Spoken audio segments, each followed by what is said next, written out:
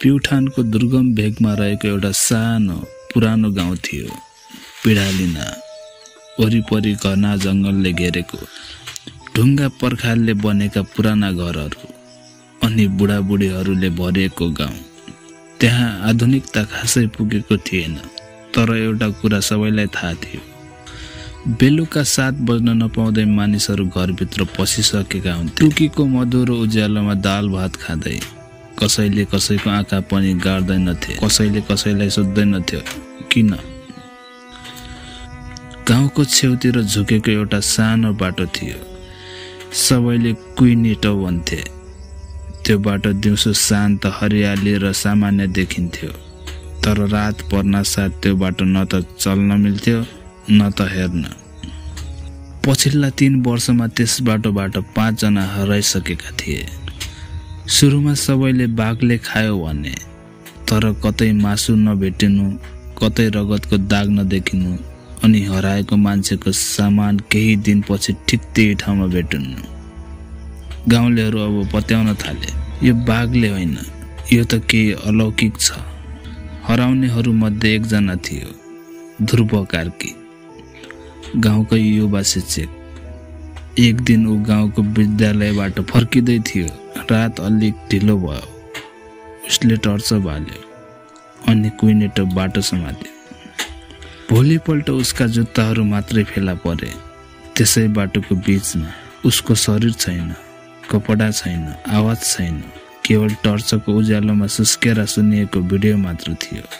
गाउँमा एउटै बुढा थिए, लामा बाजे। उमेरले 85 पार गरिसकेका, आँखाले पराए देख्दैनथे, तर कानले सबै सुनिन्थ्यो। उनी भन्थे, यो बाटो नयाँ होइन, यो बाटो पुराना मृत चिहानमाथि बनाइएको हो। यो ठाउँमा कहिल्यै बाटो बनाउनु हुन्न थियो। सबैले उनलाई पुरानो मान्छे, पुराना कुरा भनेर हाँसे, तर बाजे भन्थे, चिहानमाथि बाटो बनाउनु भनेको मृत आत्मामाथि हिँड्नु हो। आत्मा रिसाउँछ, लिन्छ अनि कहिल्यै फिर्दैन। त्यही बेला काठमाडौँबाट एकजना पत्रकार आए, रविन्द्र खनाल। उनको युट्युब च्यानल रियल ट्रुथ नेपालले अलौकिक रहस्यहरू भण्डाफोर गर्ने गर्थ्यो।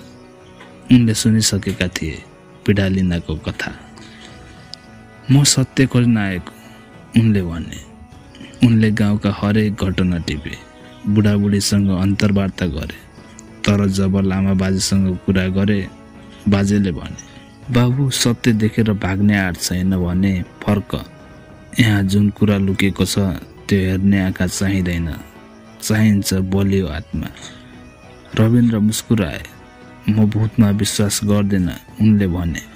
2078 माघ 15 गते रातको ठिक 12:11 भएको थियो। रविन्द्रले आफ्नो क्यामेरा चालु गरे, माइक लगाए अनि टर्च बोकेर कुइनेटोको बाटो समाते।